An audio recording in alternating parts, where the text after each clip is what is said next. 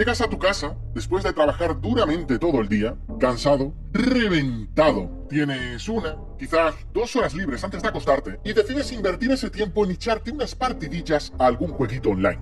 En esas partidas, un chaval de 14 años que tiene todo el tiempo del mundo para entrenar y mejorar, te revienta, te destroza y te jode toda la experiencia. Y ahí es cuando te paras y piensas, hermano, el trabajo infantil debería ser legal. Pues la Armada estadounidense piensa igual que tú. También Roblox. Como buen millennial, todo en mi vida lo relaciono con una escena de Los Simpson. Y no puedo evitar acordarme de esos capítulos donde la Armada de Estados Unidos intenta reclutar a niños de maneras absurdas y piensas, los gringos no pueden ser tan tontos. Pues sí que pueden, sí. Durante décadas llevan utilizándose los videojuegos como método de propaganda para intentar atraer a pobres criaturas a que se alisten al ejército. Tú, ¿no estás cansado de matar gente en jueguitos online? ¿Por qué mejor no lo haces en la realidad? Es prácticamente lo mismo. Apenas hay diferencias. Aviso legal, hay diferencias. El conflicto real podría generar trastornos de estrés postraumático, comportamientos autodestructivos y avisamos que en la vida real no existe un botón de respawn. No solo se han utilizado y se siguen utilizando los videojuegos para atraer a jóvenes a alistarse al ejército, sino que, además, se ha visto como el método más efectivo para atraer a chavales a sus filas. Reclutar cada año a decenas de miles de reclutas es una prioridad para el país. Sacar pecho como una de las fuerzas militares más potentes del planeta es muy importante para los yankees. Para que os hagáis una idea, en el top de compañías con más empleados en Estados Unidos están primera Amazon, segunda Walmart y tercera la Armada estadounidense. Se invierten más de 3.000 millones de dólares anuales en métodos de reclutamiento. Y como diría mi colega, el narrador de Fallout, la guerra nunca cambia. Pero el reclutamiento sí que cambia. Ahora, en vez de tener a un sargento gritándote a la cara, tienes a un influencer en Twitch con cara de empanao diciéndote que alistarse es lo más cool que puedes hacer después de una buena partida del Fortnite. Y con esto, en 2018 nace el club de eSports de la Armada estadounidense. Nosotros también somos modernos. Nosotros somos gamers como tú. ¿Y por qué precisamente en 2018? Excelente pregunta, Baiti. Pues casualmente, en 2018 fue el año en el que el ejército no consigue llegar a los objetivos de reclutamiento por primera vez en más de una década. Desde 2005 que no pasaba esto. Resulta que a los jóvenes ya no les hace tanta gracia lo de ir a morir a tomar por culo por un sueño americano. Así que había que hacer un cambio de modelo. ¿Dónde están los jóvenes hoy día, coño? En los videojuegos, claro. Y además, 2018 fue el año de auge de los eSports, así que no se hable más. Ahí nacería el primer club de eSports de la Armada estadounidense. Y claro, la jugada les salió tan bien que tan solo 2 años después parieron otro club, Coats and Glory, un club de eSports esta vez de la Marina. Nuestro objetivo es disipar mitos y rumores sobre la Marina y dejarles ver que tenemos los mismos pasatiempos y gustos que ellos. Podemos ir a las escuelas secundarias y dar charlas a los estudiantes sobre las oportunidades de la Marina y después organizamos torneos. Hostia, es que esto es impresionante. O sea, imagínate estar en tu clase de lengua con tu análisis sintáctico y que te vengan unos colgados vestidos de cosplay del ejército a hablarte de las bondades de alistarte a la Marina, que acabe la charla y te diga, bueno, ¿qué? ¿Echamos unos Fortnite o qué? En cuanto se enteran de que con estos clubes de eSports, jugar videojuegos es algo que puedes hacer como trabajo diario, todo el mundo envía su solicitud. Quitando las bromas, es un tema bastante jodido este asunto si lo piensas. La forma de manipular a chavales para algo tan serio y duro como es alistarse al ejército. Estamos en un mundo donde la próxima gran campaña militar va a estar dirigida por chavales que 2 años antes buscaban en YouTube cuál era la mejor arma del Fortnite. Cuando un niño empieza a pensar en lo que va a hacer con su vida, no es a los 17 años, es más bien a los 13. No puedes esperar a que tengan 17 años, porque para entonces ya habrán decidido qué van a hacer, si ir a la universidad o a una escuela de oficios. Comentaba un reclutador del ejército. No sea que se les ocurra hacer algo productivo con sus vidas, como, no sé, estudiar o aprender un oficio, no. Mejor meterle en la cabeza desde bien pequeños que lo más guay que puedes hacer es pegar tiritos. Van a escuelas primarias para intentar convencer a niños, que muchos ni sabrán cómo se escribe la palabra guerra. Pero bueno, siendo Estados Unidos, quizás sí que es bastante buena idea buscar a gente que sepa pegar tiritos en las escuelas. Lo más acojonante es que todo esto es legal. O sea, está permitido, concretamente desde 2002, cuando Bush sacó una nueva ley educativa, No Child Left Behind, ningún niño se quedará atrás. Es una ley que tenía como objetivo mejorar el rendimiento académico de los estudiantes. También, esta ley permite a los reclutadores militares ir a los campus de las escuelas públicas de Estados Unidos, con el mismo acceso que tienen los empleados, y acceder a nombres, direcciones y números de teléfonos de los estudiantes y poder hablar con ellos directamente para contarles las bondades de las Fuerzas Armadas. ¡Joder! Ahora el nombre de la ley, ningún niño se quedará atrás, gana otros tintes más oscuros, ¿eh? Es todo tremendamente distópico en este puto país. Algunos organismos internacionales han salido a decir públicamente que hacer propaganda a niños, por lo que sea, pues quizá está mal. También salió la ONU, que emitió un comunicado dando ciertas pautas y recomendaciones, pero vaya, que sí, que está mal. Pero bueno, sois Estados Unidos, así que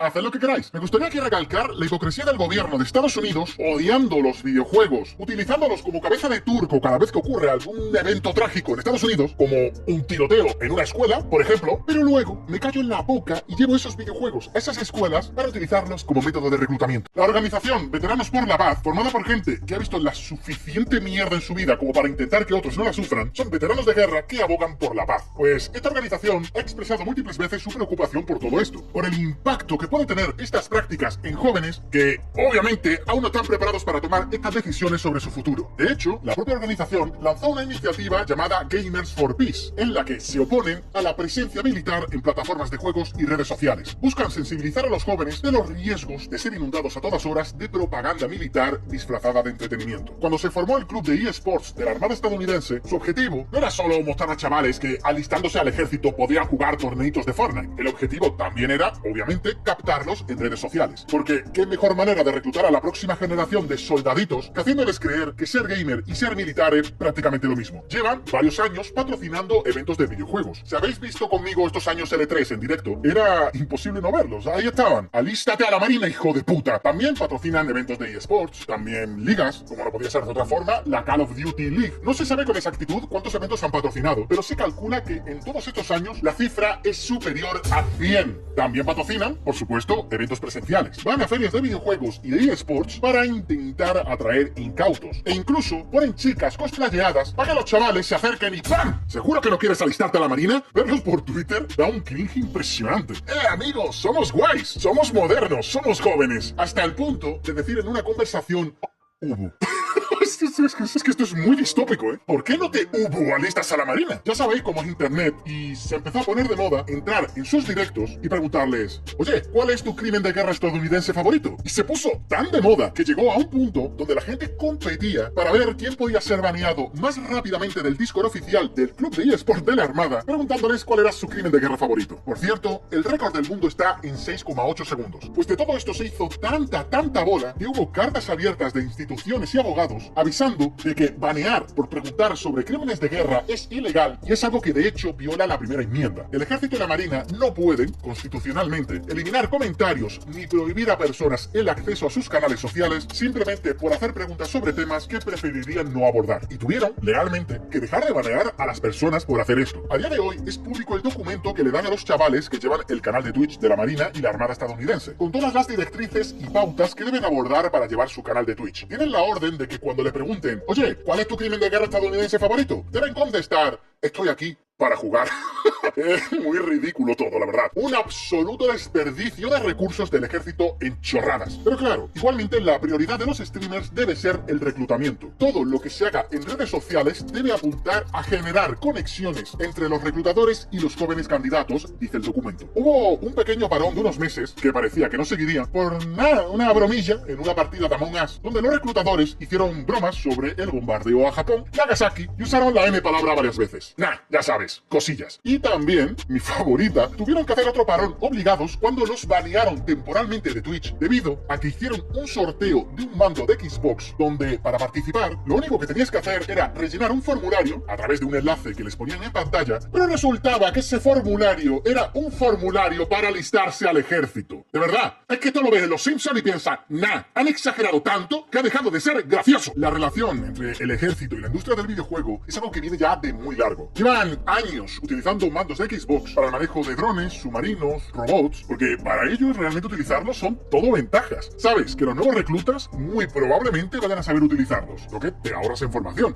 y encima ayuda a seguir pintando la guerra como si fuera un puto videojuego. Durante décadas, al igual que ocurre con Hollywood, el ejército se ha acercado a la industria del videojuego, a empresas que desarrollan juegos bélicos para prestar recursos a los desarrolladores de juegos a cambio de meter narrativas promilitares estadounidenses en ellos. Estarás pensando Medal of Honor, Call of Duty. De hecho, el director de Call of Duty Black Ops 1 y 2 fue fichado por el gobierno estadounidense para asesorar y para imaginar futuros escenarios de guerra y ayudar a desarrollar estrategias de defensa. Es que es la simbiosis perfecta, o sea, tú me das material para que mi juego parezca más realista y yo, a cambio, te hago un jueguito que básicamente es propaganda yankee. A cambio de darles asesoramiento técnico, acceso a tecnología o instalaciones militares, poder acceder a armas de uso militar, pues a cambio de todo eso, solo queremos que hagáis juegos de propaganda pro yankee. Representar la guerra como un evento inevitable, como la forma de salvar al mundo, donde el jugador asuma el rol de un héroe de Estados Unidos, difuminar la línea entre la guerra real y la ficticia, glorificar la violencia. Un ejemplo perfecto de esta relación incestuosa fue la saga America's Army, un juego que estuvo activo durante 20 años y que fue creado con una única finalidad: ser una herramienta de reclutamiento para chavalillos. Fue un juego financiado por la Armada estadounidense, era PEGI 16 y tenía enlaces directos a la página de reclutamiento del ejército. En la parte multijugador, los de tu bando siempre eran el ejército de Estados Unidos, la fuerza del bien, y los otros eran enemigos genéricos de la patria. Si lo piensas, bastante cercano a la representación que tienen de la guerra real. Y el juego intentaba tener un gran nivel de realismo. Incluía entrenamiento básico, operaciones especiales, misiones tácticas que estaban basadas en experiencias reales del ejército, todo esto con objetivo de mostrar a los jugadores cómo sería la vida en el ejército, haciéndola atractiva para posibles reclutas. Se enfatizaban valores como el honor, la lealtad, el trabajo en equipo, la dedicación, y luego el juego pues se llevaba a escuelas. Hacían torneos, los ganadores le daban copias gratuitas del juego, además consolas, iPods y mierdas así. Y no creáis que no funcionó, ¿eh? Funcionó de puta madre. Se estima, entre 2002 y 2008, pudo haber sido responsable de influir en el 30% de todos los jóvenes que se alistaron en el ejército de los Estados Unidos. El juego, por cierto, llegó también a consolas, pero les costó un pelín encontrar a una empresa que quisiese encargarse del port. Básicamente por evitar que te relacionen con un juego que es propaganda yankee. Pero hubo una empresa que no tuvo ningún problema en hacerlo: Ubisoft. XD. Y lo peor es que estos juegos no son ni siquiera una buena muestra de lo que es la guerra. Como ocurre con la mayoría de juegos bélicos, es una fantasía. Estos juegos ni siquiera muestran las consecuencias reales de la guerra. Olvídate de los civiles, del dolor, de la destrucción. En estos juegos, la guerra es un escenario limpio, donde los únicos que sufren son los malos y donde tú siempre eres un héroe. La realidad es que la guerra es una mierda. Una que no te enseñan en los videojuegos patrocinados por el Departamento de Defensa. No te cuentan que la guerra real no tiene nada de heroico ni de glamuroso como te hacen querer los videojuegos. Porque si te contaran la verdad, nadie en su sano juicio querría alistarse. Por eso, prefieren venderte la fantasía, la mentira de que ser soldado es como ser un héroe de un videojuego, donde los malos siempre pierden. Pero la militarización de los videojuegos no es solo una cuestión de reclutamiento. También se trata de cómo percibimos la violencia y la guerra. Estos juegos desensibilizan a los jugadores, les hacen creer que la guerra es una serie de desafíos que puedes superar con suficiente habilidad y reflejos rápidos. Y es que, si lo piensas bien, estamos a un paso de que el próximo gran reclutador del ejército no sea un sargento gritándote a la cara como las películas, sino un algoritmo que, después de analizar tus hábitos de juego, decida que eres el candidato perfecto para manejar drones de combate desde la comodidad de tu hogar. Y esto es un ciclo que se retroalimenta. Los juegos crean soldados, los soldados necesitan más juegos para entrenar y así pues entra en un círculo vicioso. Y al final del día, el que gana no eres tú, que solo quería relajarte después de un día de trabajo, tampoco el chaval que te humilló en la partida online, sino que el ganador es la máquina militar que ha encontrado una excelente manera de hacer propaganda y reclutar chavales. Y es curioso porque la sensación constante al ver todo esto es que la propia armada, el propio gobierno, frivoliza con un tema tan serio como es la guerra, frivoliza con la muerte, con el sufrimiento, y mientras tanto tú sigues siendo un peón más en su tablero, un número más en sus estadísticas para poder sacar pecho como potencia militar mundial. Quizás es momento de que te pases a jugar solo juegos single player. Ahí al menos no va a haber un chaval de 15 años que te reviente y que te haga replantearte el mundo en el que vivimos. He estado jugando Doom las últimas semanas y no puedo creer cómo me perdí uno de los mejores juegos del 2016. Me recuerda una época más sencilla de los videojuegos, donde lo único que importaba era el gameplay y la historia era más una excusa para semi-justificar nuestra diversión. Doom tiene violencia gratuita cada segundo y no pide disculpas ni da excusas en el cómo presenta sus brutales asesinatos. Es un juego que quiere divertirte y hacerte pasar un buen rato. Y aún así, el juego tiene un mensaje político alrededor del cual gira su trama. I'm willing to take full responsibility for the horrible events of the last 24 hours, but you must understand. Our interest in their world was purely for the betterment of mankind. Everything has clearly gotten out of hand now, yes.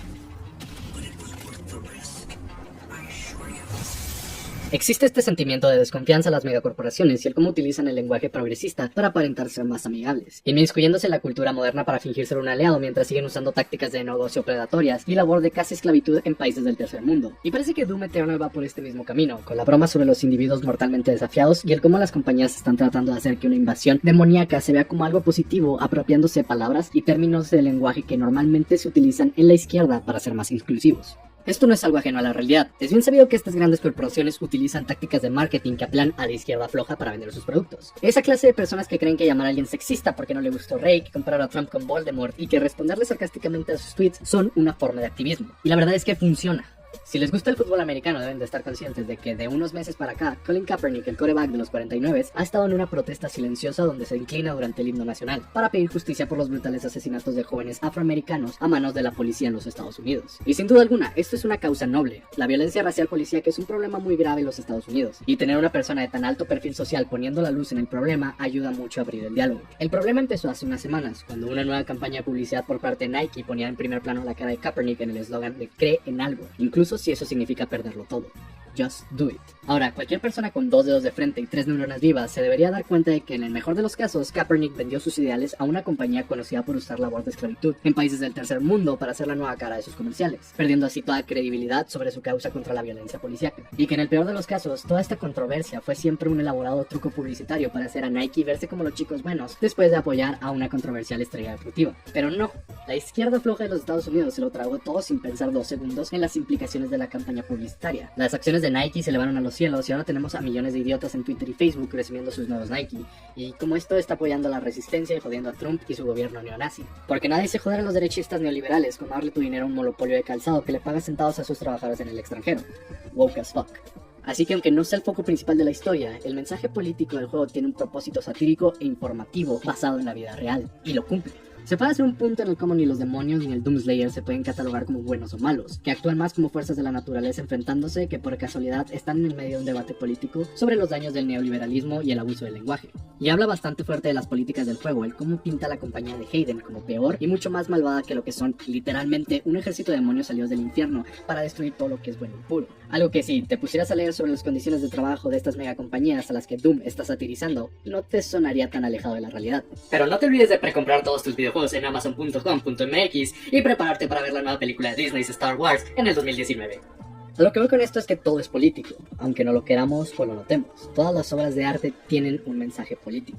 Por esto mismo existe un empuje muy fuerte por parte del público general que siempre pide que los videojuegos no sean políticos, que no intenten forzar una ideología porque no son para eso, son solo productos para pasarla bien y tener escapismo. No deberíamos usar estos medios para enviar un mensaje político o un comentario social. Los gamers quieren que los videojuegos sean considerados arte, quieren validar que su hobby esté al mismo nivel cultural que las películas, los libros y la música, pero en el momento que alguien les empieza a analizar como algo más que un producto comercial de entretenimiento vacío, se ponen a la defensiva y no quieren escuchar estas críticas enfocadas a la política y mensajes más profundos que los videojuegos quieren transmitir. Así que cuando alguien decide hablar de estos temas, las respuestas son casi siempre las mismas. Que solo disfrutes el juego, que estás sobrepensándolo, que saquen la política de mis videojuegos. Los gamers queremos el prestigio social de llamar a nuestro hobby arte, pero no queremos las consecuencias sociales y críticas que esto implica. Pero el día que entendamos que algo no tiene que ser bueno para ser considerado arte y que aún así merece ser analizado y criticado, podemos tener una conversación real.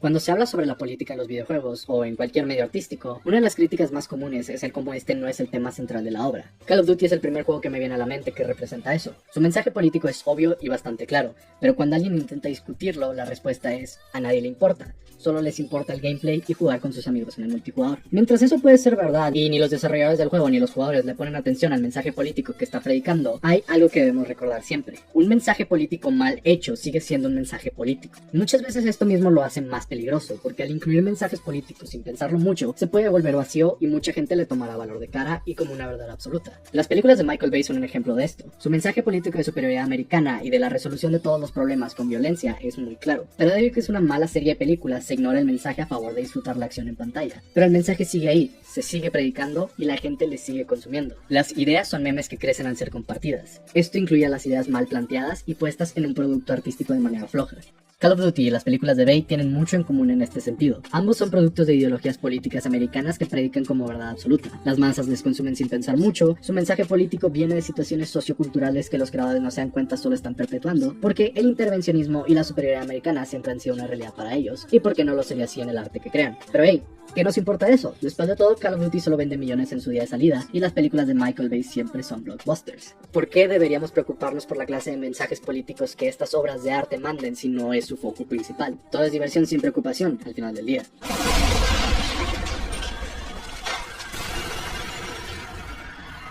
La verdad es que no. Nuestro medio está lleno de obras con ideologías políticas claras, incluso si creemos que no. El Doom original es una respuesta alérgica a la corrección política de los 90 y su posición ultrapuritana en la violencia dentro de los videojuegos, trayendo a la mesa un juego que no solo era extremadamente violento, sino que también invocaba la mayor cantidad de iconografía satánica posible. Es arte hecho para hacer enojar a esa misma gente que decía que los videojuegos no eran más que simuladores de asesinato sin ningún valor cultural. La saga de XCOM tiene una estancia xenofóbica, implicando que cualquier amenaza extraterrestre sería inherentemente violenta y la única forma de comunicación posible en el evento más importante de la historia humana será violencia. Porque si los humanos somos así, ¿por qué no harían lo mismo los alienígenas? Dark Souls habla sobre cómo la gente en el poder estaría dispuesta a destruir la Tierra y sus habitantes solo por conservar su estatus y sus riquezas, y cómo la gente debajo de ellos solo puede aguantar las terribles cosas que ellos provocan mientras intentamos sobrevivir con las reglas que ellos impusieron. No es justo, pero es la vida que nos tocó. Civilization es un juego que se basa completamente en políticas e ideales norteamericanos. Las condiciones de victoria para una civilización son cosas como la dominación militar, cultural o científica, políticas colonialistas e intervencionistas que realmente solo han sido la norma por los últimos 500 años en cómo llevar una civilización exitosa. No puedes ganar una partida de Civilizations con una sociedad pequeña y autosuficiente. Siempre tienes que querer más y más recursos, más ciudades, más dinero. Estas son ideas sociopolíticas europeas y por ende americanas de cómo tener una civilización exitosa.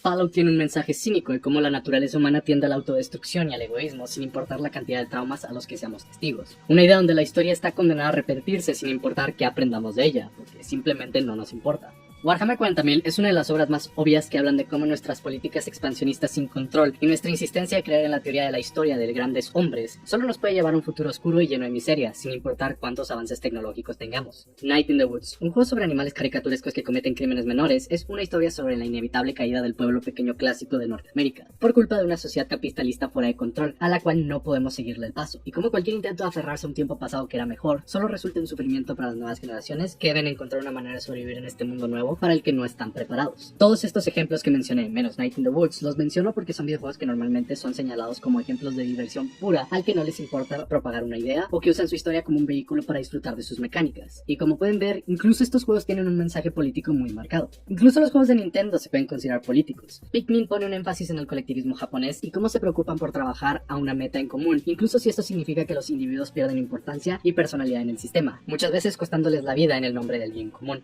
Zelda y Mario tienen un mensaje pro-feudalista que pone a los extranjeros misteriosos como los siempre malos sin redención. Y como incluso cuando sabemos que no todos los que consideramos enemigos son 100% malos, muchas veces es muy tarde para detener la charada que es el odio nacionalista.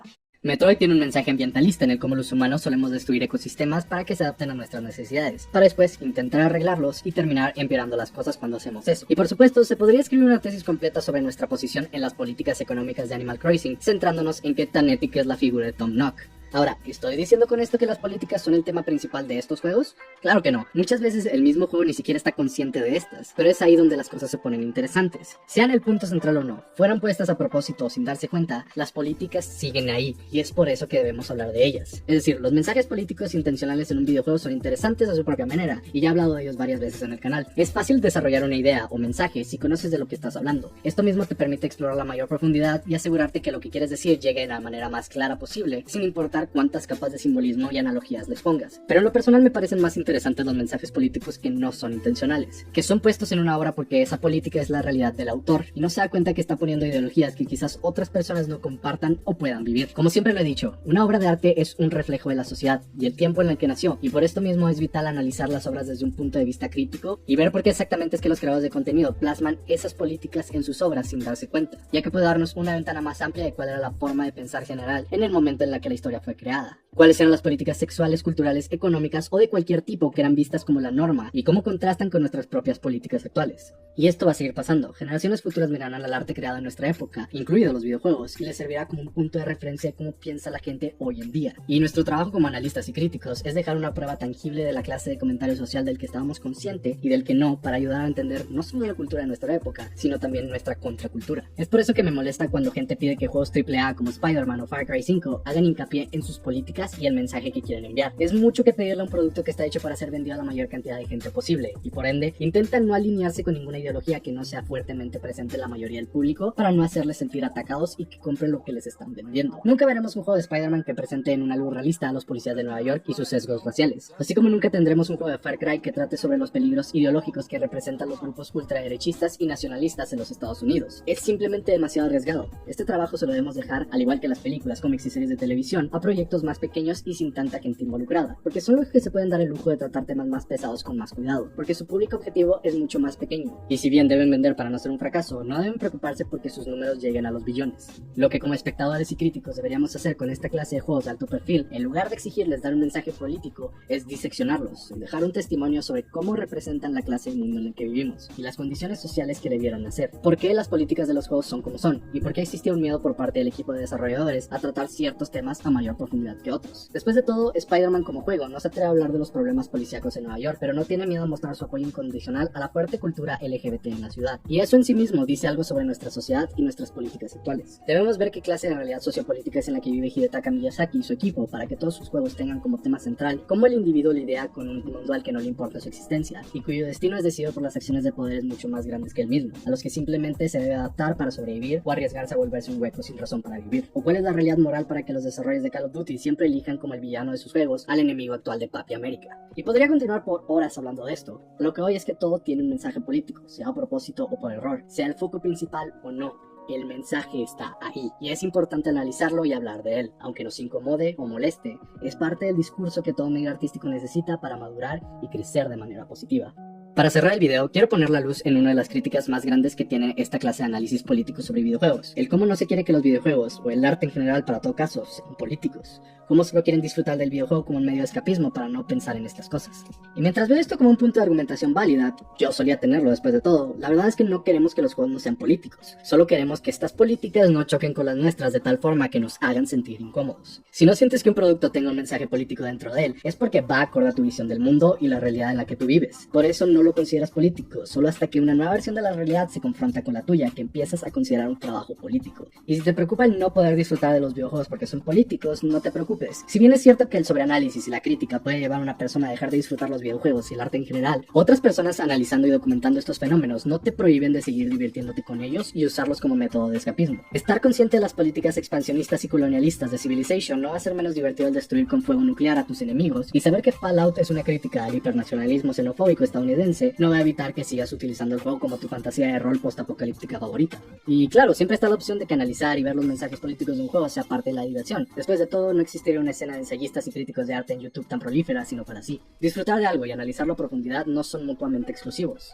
Después del final de la Segunda Guerra Mundial, el mundo se dividió en dos, este y oeste. Esto marcó el inicio de la era conocida como guerra. Cuando era un niño, después de ver un documental sobre la Segunda Guerra Mundial en History Channel, le pregunté a mi padre que si habían ganado los buenos, lo cual él solo me miró un segundo, se rió y me dijo: no existen buenos en las guerras, solo ganadores que escriben la historia.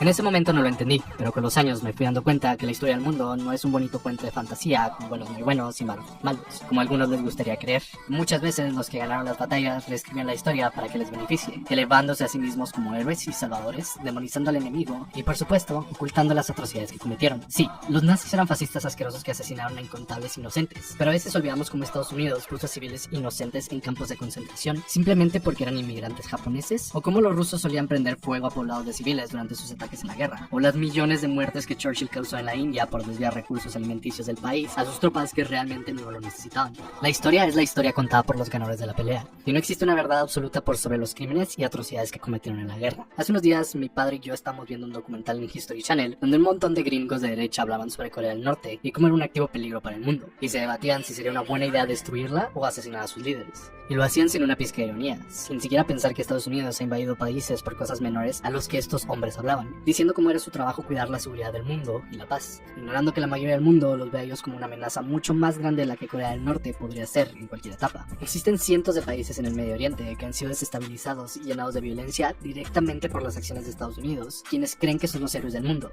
cuando la realidad es que todos los vemos como un monstruo sediento de poder y sangre. ¿Pero por qué? ¿Por qué los estadounidenses se creen los dueños del mundo? Y más aún, ¿por qué los dejamos? Es fácil responder esto con el excepcionalismo americano, que es la idea que les taladran a los americanos desde que son pequeños, de que su país es el mejor del mundo, perfecto y sin fallas, que cualquier cosa que hagan es justificada porque los intereses de Estados Unidos son los intereses del mundo. Así que puedes tener gente sin un gramo de ironía decir que atacar países extranjeros por sus recursos es en realidad defender la seguridad de su país, o cómo el ejército protege su libertad, cuando en realidad abusan de países pequeños y cometen incontables crímenes de guerra. Si una persona de Al-Qaeda hace un ataque con una bomba en Estados Unidos, es un acto de terrorismo, pero si el ejército americano asesina a un presidente electo democráticamente en un país de Medio Oriente, se trata de una decisión táctica para la seguridad nacional. Así obtienes años de intentos por parte de la CIA de asesinar o destituir líderes socialistas en Latinoamérica, lográndolo en varias ocasiones, cuando si algún gobierno diferente al suyo hubiera intentado asesinar a su presidente americano, hubiera sido razón suficiente para borrar a dicho país del mapa con una bomba nuclear. Es gracias a esta creencia que tienes oficiales electos admitiendo que intentaron hacer un golpe de estado en Venezuela y que se consideran como algo normal y un pequeño momento de vergüenza para el país, no como un acto de terrorismo. Es la hipocresía americana que le permite aterrorizar al mundo mientras se llaman los héroes.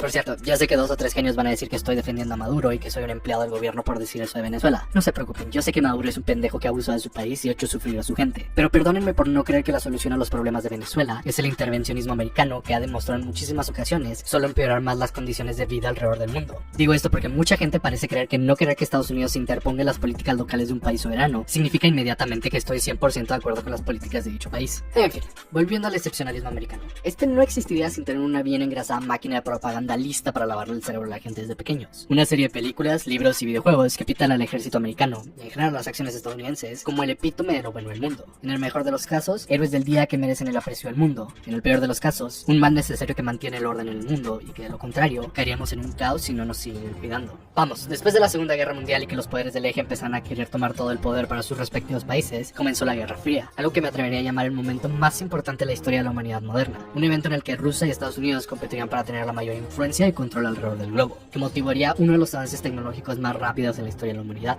Muchas de las tecnologías que usamos hoy en día, como el internet, los videojuegos, los celulares y las computadoras personales, vieron su origen en ese momento de la historia, a forma de encontrar cómo los poderes podrían competir entre sí para superarse y tener la ventaja tecnológica siempre. Por esto mismo, era obvio que la Guerra Fría moldearía el arte hasta tal punto que su influencia se puede seguir sintiendo hasta el día de hoy, incluyendo libros, películas y videojuegos, incontables historias sobre ejércitos salvando el día o siendo los buenos, películas glorificando las hazañas del ejército americano en la Segunda Guerra Mundial, incontables tramas de espías peleando contra malvados rusos que solo quieren destruir la comodidad americana, videojuegos que te ponen en el lugar de un super soldado capaz de detener oleada tras oleada de soldados nazis y soviéticos, películas que retratan Vietnam como una tragedia para Estados Unidos, ignorando el sufrimiento y dolor que causaron en el pueblo vietnamita. E incluso si los rusos y los americanos fueron aliados durante la Segunda Guerra Mundial, en el momento en que se dieron la vuelta comenzaron a arrojarse propaganda y odio sin control, luchando por la dominación cultural y política del mundo, peleando guerras por proxies para demostrar cuál ideología era mejor. Los rusos creando propaganda de la maldad capitalista, mientras los americanos ponían a trabajar sus películas y libros asustando al público americano con el miedo rojo, matando cualquier intento de crear socialismo en el país a como diera lugar, lo cual llevaría al infierno ultracapitalista actual que viven los americanos, donde todos tienen que rentar casa y tener cáncer significa irte directo a la bancarrota. Existe un documental buenísimo en YouTube que se llama Nuclear Fruit, How the Cold War Shaped Video Games por Ahoy, pero es más que nada una exploración de hasta qué punto la Guerra Fría es una realidad que afecta a todas las facetas de nuestras vidas, aunque no nos demos cuenta. Es difícil y a veces hasta extraño darnos cuenta de lo integrada que la propaganda militar estadounidense está en nuestra cultura y el arte que consumimos, hasta tal punto que lo consideramos normal, como una realidad inamovible. No es hasta que te pones a mirar bien y con lupa que te das cuenta de lo jodido que es esto en realidad. Solo tienes que mirar al cine y cómo glorifica el ejército estadounidense sin una pizca de crítica. Uno piensa que solo son películas pro América como las de Michael Bay o estilo Ataque ataque de la Casa Blanca. Pero hasta las películas que no esperaríamos están llenas de esto. Bastardo sin Gloria es de mis películas favoritas de todos los tiempos, y siento que entre esta y Django fue el momento en que Tarantino tuvo su pico como director y no se ha podido superar desde entonces. Es verdaderamente una obra maestra cinematográfica, y mientras siempre es genial ver cómo dejan a Hitler como queso con una ametralladora mientras prenden fuego un cine lleno de nazis, y siempre me va a sacar una sonrisa escuchar los gritos de dolor de Hans Landa mientras le clavan un cuchillo en la frente al final de la película, debemos admitir que esta es una película llena de revisionismo histórico que hace quedar a los americanos mejor parados de lo que en realidad eran, más heroicos y más chingones. Each and every man under my command owes me 100 Nazi scalps. And I want my scalps. And all y'all will get me 100 Nazi scalps, taken from the heads of 100 dead Nazis. Las películas te quieren hacer creer que los americanos solitos salvaron la Segunda Guerra Mundial, que derrotaron a los nazis sin ayuda, cuando la verdad es que la mayoría de las derrotas decisivas nazis fueron gracias al Ejército Rojo. Los americanos entraron de lleno realmente hasta casi el final de la guerra y pelearon más que nada con Japón, y en su travesía cometieron incontables crímenes de guerra, muchos de estos incluso en su propio suelo americano, torturando y asesinando ciudadanos americanos en campos de concentración que cometieron el único error de tener raíces japonesas, culminando en el uso de bombas nucleares en Hiroshima y Nagasaki, una tragedia que, hasta el día de hoy, dejó su cicatriz en el pueblo japonés y es considerado por muchos historiadores políticos y de guerra como un movimiento innecesario que solo se volvió en una cruel demostración de poder. Otro ejemplo de esta propaganda es contra la de Rambo. Bueno, las secuelas de Rambo. Tras la primera película era un violento retrato de cómo los veteranos que volvían de la guerra eran tratados como basura por el sistema hasta tal punto que o morían sin fanfarria o honor de enfermedades causadas por los químicos o perdían la cabeza por el estrés postraumático y se volvían vagabundos, incapaces de encajar en ningún lugar y sufrir constantemente los estragos mentales que les dejó la guerra, solo para que sus secuelas se volvieran una glorificación de la guerra y la violencia, y de cómo es increíble ir por el mundo matando vietnamitas y comunistas a diestra y siniestra, porque ¿qué es mejor que ver a un atractivo hombre musculoso aceitado cometiendo crímenes de guerra, demostrando lo chingón que es el ejército americano por crear un soldado tan perfecto que puede acabar con ejércitos él solo? Claro, incluso la primera película no se salva de ser propaganda, se centra en el dolor del soldado americano, quien era en realidad el atacante en Vietnam, e ignora por completo el sufrimiento y dolor que causaron en el pueblo vietnamita. Al principio de la película, uno de los amigos de Rambo murió de cáncer causado por el agente naranja, y es tratado como una tragedia, ignorando que los vietnamitas fueron las verdaderas víctimas de este químico, y que mucha gente en el país aún sufre las secuelas de estos agentes químicos hasta el día de hoy. También continúa la falsa narrativa de que los soldados eran vistos como monstruos en el país, y que les escupieron en la cara al volver de la guerra. Esto no es cierto. Existía un sentimiento antiguerra en el país durante la guerra de Vietnam, pero estaba dirigido a los gobernantes y otras figuras de poder que impulsarían el país a una guerra sin razón. De hecho, en los últimos días de la guerra, las protestas también eran conformadas por veteranos que se vieron abandonados por el gobierno después de servir a su país. La gente sabía que Estados Unidos estaba enviando jóvenes inocentes a morir o volver traumatizados y discapacitados de la guerra. Crear una propaganda que pinta a la gente que tenía un serio problema con las políticas bélicas de Estados Unidos como revoltosos, que veían a los veteranos como monstruos, es faltarle el respeto tanto a los veteranos que fueron víctimas de un gobierno que los envió a morir en una guerra vacía, así como a las miles de víctimas en Vietnam que murieron por culpa de las políticas imperialistas de Estados Unidos, que mucha gente en el país veía como excesivas y necesarias. ¿Has notado cómo todas las películas y videojuegos basados en la guerra de Vietnam lo retratan como una tragedia para Estados Unidos de la que salieron heridos y lastimados? Una razón para estar tristes, cuando en realidad ellos fueron los que empezaron el conflicto. Es como cuando el bully de la clase golpea a un niño. Este se defiende y el bully empieza a llorar porque abusaron de él. La fantasía de que en la guerra existían buenos o malos es algo íntimamente conectado al arte y a la propaganda que ésta crea. La realidad es que en la guerra solo hay víctimas, criminales, asesinos y aquellos que se benefician de la muerte y la destrucción. ¿Algunas veces has visto una película en Michael Bay?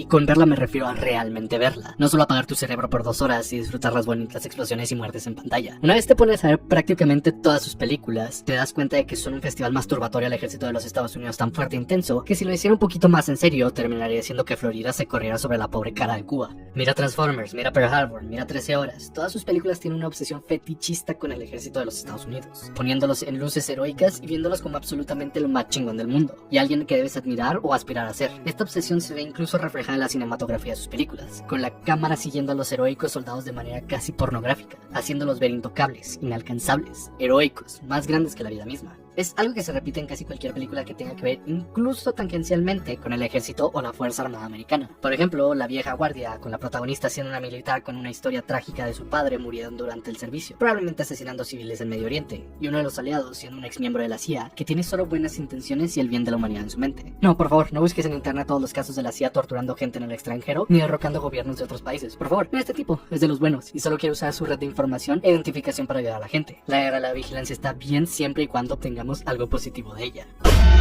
El peor ofensor de esto es probablemente el universo cinematográfico de Marvel, que no hace nada más que mostrar al ejército americano como una fuerza de Viernes Stark que está ahí para salvar al mundo. Capitán América, Iron Man, Avengers, Capitán Marvel constantemente ponen al ejército en una luz positiva, y cuando lo ponen como antagonistas, a lo mucho los hace ver como una entidad que sigue demasiado las reglas y que tiene el corazón en el lugar correcto, pero debido a sus limitantes no puede hacer el trabajo tan bien como los Vengadores. Si el ejército tiene algún problema, es que en realidad tiene muchos límites y las torpes leyes internacionales solo son un bloqueo sin el cual les iría mejor, porque claramente deberíamos dejar que el ejército de los Estados Unidos le pase por encima a estos sucios terroristas. Espera, no busques quién armó a los terroristas en primer lugar.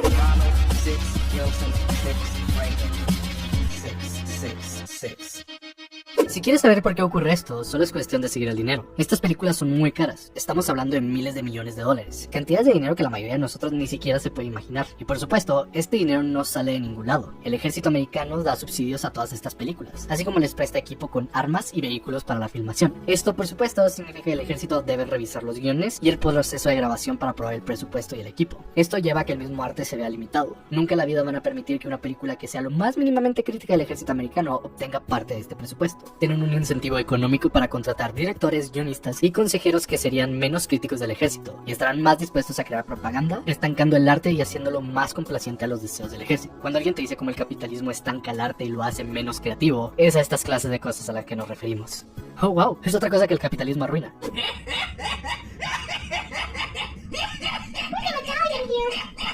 Esto termina causando que las películas se vuelvan carteles de reclutamiento sin un gramo de crítica sobre el ejército estadounidense, siempre haciéndolo verse como los buenos y los salvadores del mundo, ignorando por completo las atrocidades que el ejército cometió en la guerra y ocultando los incontables crímenes bajo de la alfombra. Pero las películas no son las únicas que hacen esto, los videojuegos son culpables también. Siempre está lo obvio, Call of Duty, Battlefield y Medal of Honor, donde juegas como un valeroso soldado americano o aliado de los americanos que se la pasa salvando al mundo de los malvados rusos e iraquíes que solo quieren destruir el estilo de vida occidental con sus ideales comunistas e islámicos. Es por eso que los crímenes de guerra como utilizar armas nucleares o torturar prisioneros está bien, porque somos los buenos y estamos haciéndoselo a los malos.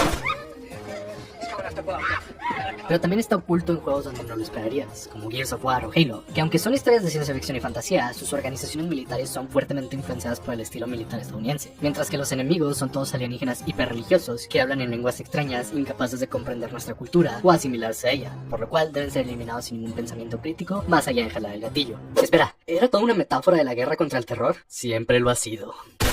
Era imposible que esto no ocurriera cuando uno de los escritores más influyentes en la historia de los videojuegos era Tom Clancy, conocido autor conservador de derecha que tenía libros como Octubre Rojo, Rainbow Six y Juego de Patriotas, que se enfocaba más que nada en poner al ejército americano y sus fuerzas secretas como los buenos de la historia, teniendo siempre la superioridad americana por sobre cualquier otra cuestión en sus historias. Octubre Rojo es sobre la lucha de submarinos americanos contra los malvados rusos, y Rainbow Six se trata de una fuerza de superpolicías deteniendo ecoterroristas de izquierda extrema que quieren evitar que los humanos sigan contaminando. Está a una reescritura de ser programa de televisión en el universo de GTA. Las políticas de Clancy claramente influyeron en cómo los videojuegos salían al mercado, hasta tal punto que casi 10 años después de su muerte, su narrativa sigue siendo un foco central en la historia que se encuentran en los videojuegos militares y no tan militares. Vamos, que en su testamento dejó claramente estipulado que no se podían jugar con terroristas o fuerzas enemigas, y Ubisoft debe seguir esto al pie de la letra. Ghost Recon Wildlands es probablemente mi ejemplo favorito de esto, un juego donde el ejército estadounidense se tiene que meter a Colombia para derrotar a un fantasioso cartel mexicano que de alguna manera tomó el control del país, y en el proceso torturan, asesinan, roban, desestabilizan el gobierno local y de alguna manera son los buenos. El juego sí es un poquito crítico con esta historia, pero se va por la ruta sencilla de el mal necesario, una ideología que hace que los centristas y tibios se sientan cómodos con las políticas intervencionistas y de vigilancia extrema de los Estados Unidos, porque si alguien tiene que vigilar al mundo, lo mejor es que seamos nosotros, ¿no?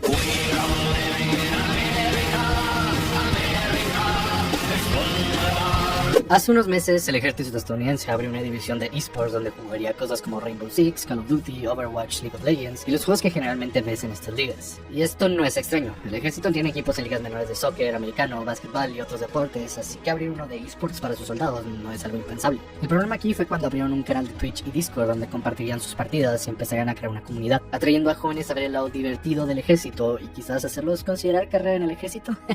Bromeo, a menos que... Sobre decir que fue un desastre. Atraparon al ejército creando rifas falsas donde el enlace te llevaba a las páginas de reclutamiento en lugar a una página de rifa. Y el público de Twitch en general se pasó todos los streams haciéndole bullying al ejército, publicando los comentarios de la lista de crímenes de guerra de Estados Unidos y spameando el servidor de Discord con imágenes estilo Recruiter, o burlándose del ejército en general. Hasta que finalmente tanto bullying y burla hizo cerrar abruptamente el canal, y al momento de grabación su directo más reciente es de hace un mes. Es gracioso decir que el internet le hizo ciberbullying al ejército hasta que lo corrimos de nuestro espacio, pero estamos hablando de un problema mayor, y es la forma predatoria en la que el ejército ejército busca reclutar jóvenes ignorantes de lo horrible que es la guerra, y el ejército metiéndose en sus hobbies y acosándolos desde la preparatoria. No es coincidencia que los anuncios de reclutamiento de los Estados Unidos utilicen las mismas técnicas de cámara que directores como Michael Bay, o que en su propaganda hagan referencia a ser el Call of Duty en la vida real. Uno podrá creer que no existe nada malo con la propaganda del ejército en las películas y videojuegos, pero cuando recuerdas que el público general de estas cosas son adolescentes impresionables que muy probablemente están en un momento vulnerable de su vida, en donde no saben qué hacer con ella, te das cuenta de lo peligroso que es esta máquina de propaganda que atrae a estas personas a morir por los intereses de compañías petroleras y de la industria militar.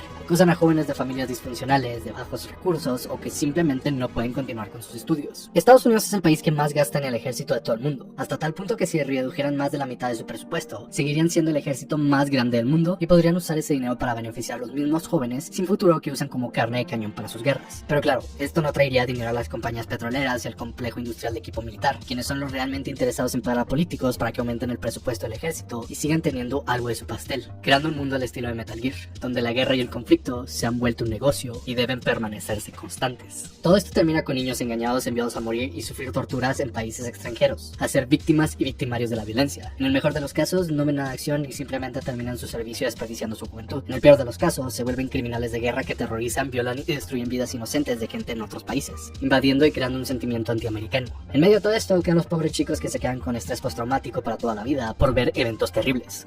Existe una palabra griega, pathos, que se refiere a una forma en la que el autor de una obra usa temas o recursos para crear emociones fuertes en el espectador. Esto es lo que se hace con la propaganda del ejército americano. Utilizan recursos cinematográficos, de escritura, cámara y ópticas para hacer a tu espectador llenarse de emoción y sentimiento patriótico, creer que lo que estás viendo es lo correcto, y les creas el sentimiento de que cualquiera que no quiera esto es porque los odia y los quiere destruir, y que cualquier crítica, por más pequeña que sea, es en realidad un ataque a todo lo bueno y lo que representa ser americano. Es así como puedes ver gente en las redes sociales o en la televisión hablando de cómo todos los enemigos de América no merecen nada menos que la aniquilación total. Es así que tienes a Bush hablando de cómo o estás a nuestro lado o estás en nuestra contra, y la gente le aplaude, o que tienes canciones de country ahogándose en el pene del ejército estadounidense. La propaganda ha llegado a un punto tan integrado en nuestra cultura que se siente normal, una realidad de la vida. Ves gente hablando de cómo juegos como Call of Duty o Battlefield son apolíticos, o diciendo que es normal que un país organice golpes de estado e invasiones completas en otros países soberanos. Y es triste porque lo llegas a ver a un nivel internacional, ver a jóvenes latinoamericanos o europeos tragándose la propaganda americana, defendiéndolos en redes sociales o aceptando que Estados Unidos sea el bully del mundo. Es por eso que debemos ser más críticos, realmente mirar lo que consumimos y no apagar nuestro cerebro porque solo queremos ver a Iron Man volando coches o matando a los tipos malos. Debemos activamente analizar lo que consumimos y criticarlo acordemente, entender que el arte puede ser usado de forma de propaganda para limpiar las manos de una institución violenta y agresiva, y que esto no está bien.